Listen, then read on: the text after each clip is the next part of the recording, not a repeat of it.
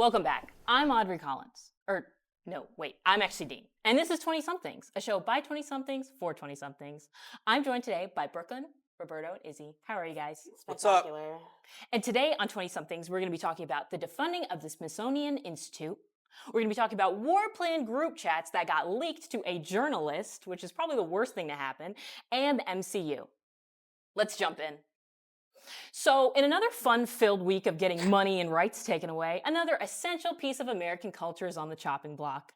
The being of the Smithsonian Institute. In an executive order called Restoring Truth and Sanity to American History, which, that doesn't sound like a red flag at all, the Trump administration is looking to take away funding for the Institute for its hand in wokeness. That makes perfect sense. Let's look at the video, huh? And Trump signed an executive order yesterday to get rid of certain ideology from the Smithsonian. The president's order focused on, quote, restoring truth and sanity to American history by revitalizing key cultural institutions and reversing the spread of divisive ideology. The order directs Vice President J.D. Vance to eliminate improper, divisive, or anti-American ideology from the Smithsonian and its museum, education, and research centers, along with the National Zoo. The National Zoo, too? What are the animals doing? How are the animals woke? Let me preface the question. How can a museum be woke? How can acknowledging the existence of other times and places be woke? Okay, let me take you back to when I was 8 years old in our lovely year of 2010. Mm-hmm. I had just seen Night at the Museum for the first time and got my heart a-pounding, We're there. The history. Freaking Robin Williams was in there as Teddy Roosevelt, bro. Teddy boy. My God. And I was like, freak, man. Let me go to the freaking Smithsonian. So that's what I did for our family vacation at 9 years old.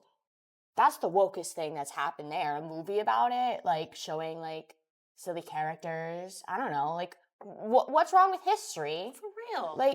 If we don't learn about it, then we're going to repeat it. But, why are we getting rid of history? That's so stupid, Donnie. And it's not even indoctrinating kids. Let me take you guys back to last summer when I went to the Smithsonian Museum.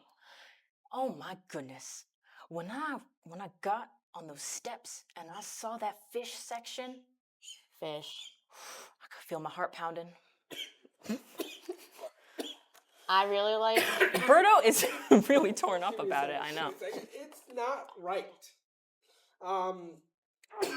It's just idiotic. All the things you could be doing for this country right now, and you're like, you know what?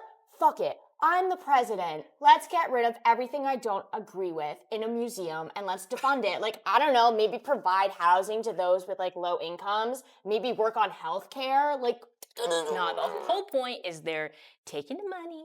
They're like, here's money. No, you're not Christian. I don't love you. Here's some money. No. But that bugs me so much. The whole, oh, it's not Christian. My dad is always like, what would Jesus do? What would Jesus do? Jesus loved everyone. Jesus loves everyone. Jesus would fund the Smithsonian. Everyone is a child of God. So why are we picking and choosing who's a good Christian, who's deservable of human rights? I'm Donald Trump. I'm gonna sign a Bible, but I won't put my hand on it to be sworn in. Shut the up. Get out of here. And I'm sorry, but I don't understand the whole thing of being science and religion can't coexist. Yeah, it can. It's called the world. It's called what's happening literally right now as we speak. Separation of church and state. And I'm really sorry. I'm really sorry if some people don't care about evolution, but I saw skull, and it looked like monkey, and it looked like human, and it looked like the difference and the mixture of monkey and human. That's how it happened. That's how discoveries happen. Darwin was like...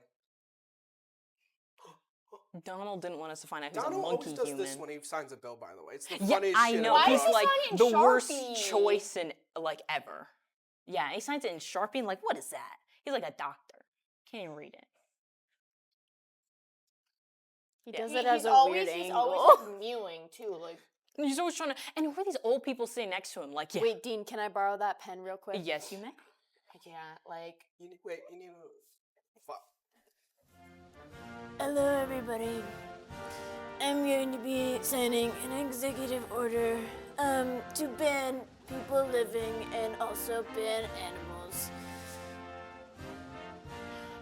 Jennifer Coolidge sign it though. Oh my god. Oh, they want to have hot dog stands everywhere. Oh, yes. Look at my pretty signature. Oh, it's beautiful. Oh, hot dog stands everywhere. That's a great acting. not You're to like be Mickey like- Madison from Wish. Or Timu. Not to be Two? like a, if you voted for Trump, like, I hate you, but like, please, like, so many people afterwards were like, oh my god, I didn't think he was gonna do that. There was this one TikTok of this farmer guy, very redneck, very, vote for Trump. He was like, so the US aid stuff that Trump revoked, it's taken away from my farm. I can't pay for crops. I can't pay for this. The best part How am I about supposed Trump to do supporters this? is that Trump will hate them for us. And speaking of the government being bad, Oh god. what an easy segue, huh? Let's move on to the next subject, huh? So, in recent news, The Atlantic's editor-in-chief Jeffrey Goldberg released a journal with the hilarious title, "The Trump Administration Accidentally Texted Me Its War Plans." You know, that tee-hee moment where you accidentally plan to bomb a rebel group in Yemen, and then while texting about this in detail, you accidentally included a well-known reporter in the chat. Whoops! And unfortunately for the Trump administration, the writer wrote, and now there's a paper about it, and everyone knows. Let's look. All right, we have breaking news. The Atlantic has just published a brand new piece by Jeffrey Goldberg and Shane Harris. And it has the details and the text messages that the government says was not classified. And it tells you all about what is happening 31 minutes before they launch the planes that drop the bombs in Yemen. Brian Stelter joining us now with more details. There are huge revelations in this, and they certainly, how would you describe what you're seeing in the text messages?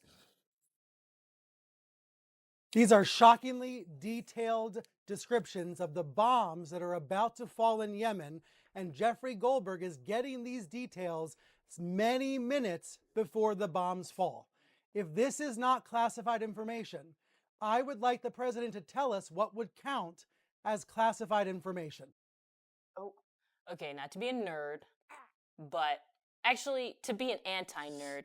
We don't know everything about what's going on in Yemen. And we're not going to sit here and act like a bunch of 20-somethings, bunch of 20-somethings-year-olds are not knowing anything about Yemen. What I will say, though, and what I do know, I don't know shit about Yemen. is those memes of 37.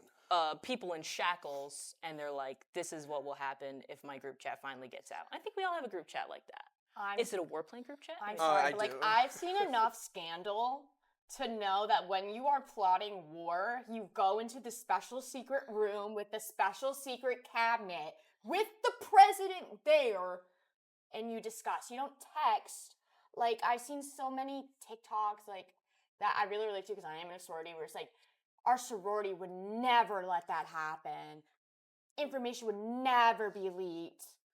But like the guy who was like, oh yeah, this is super top secret and blah, blah, blah. He's the one who added the reporter. Like, how do you not notice in every group chat when you add someone, it says, this person has entered the chat. Yeah, this person is added. Also, how do you accidentally add someone into a group chat? You physically have to tap on the button, tap the add button, type out who you want to put in the group chat, and then confirm that you want to add them to the group chat. How do you And this accidentally do poor- that? This poor reporter.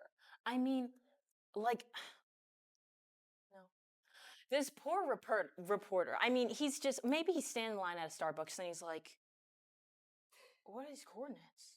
He's like, what's going on? My favorite part about it, though, is like Yemen? when they were like, oh my god, success, great job, everyone. They were like, thumbs up emoji, Thumbs up J.D. Vance was emoji. like, fist "Oh, emoji, 5 American symbols. American flag, Rawr." flames, like, It sounds like a TikTok comment section.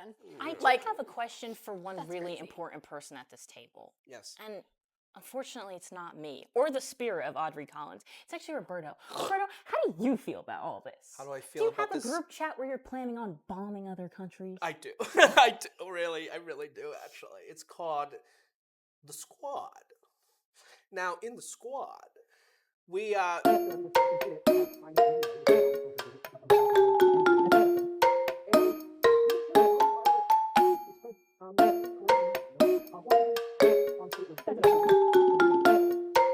add some info I to got our court on topic, Wednesday. the plans did actually include weapon packages, targets, and timing. This is giving like Iron Man 1 with like the Stark Industries bombs being used by the rebels. Like, I can't. Army 1? What the fuck are you talking about? Iron Man 1. Iron Man 1. The Jericho No. Bisco. Speaking of movies, MCU. let's Iron Man. shift gears from a new bill being passed that says, I hate you and your life, and I'm gonna make it worse, and let's move to something that I think other people believe is unfortunately also getting worse, and that's the Marvel Cinematic Universe. Yippee, yippee, yippee. Marvel movies. Some people.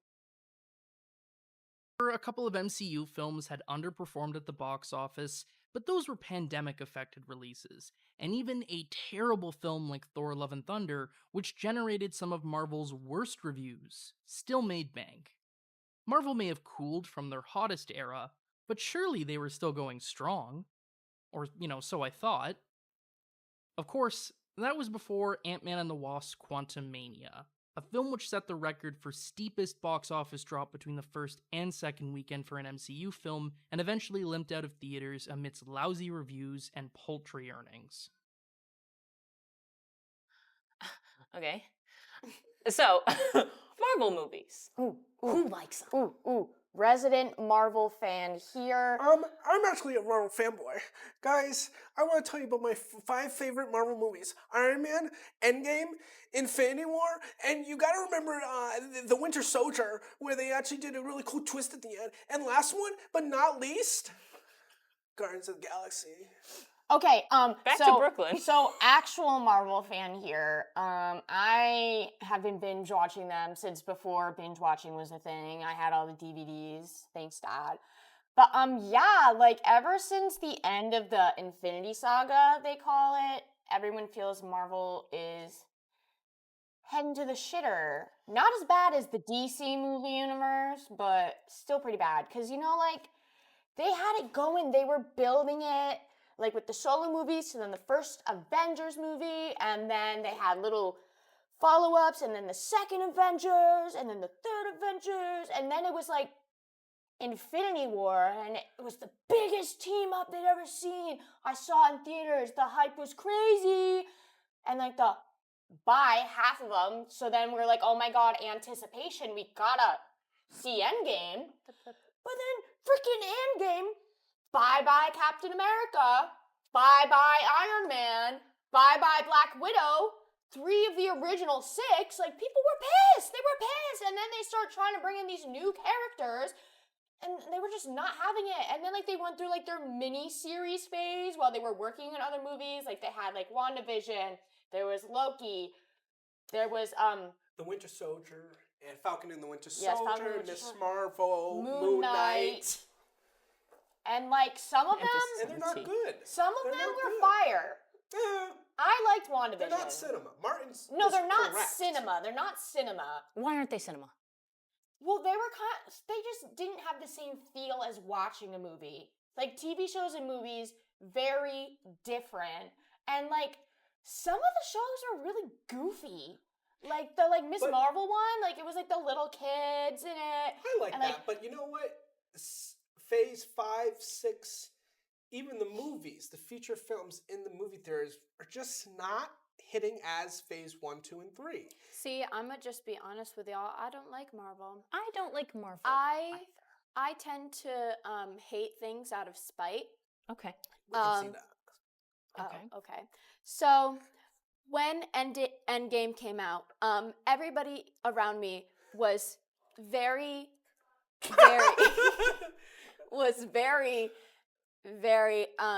interested in Endgame, and I was like, nah, that. I don't feel like liking that. So you're not like other girls?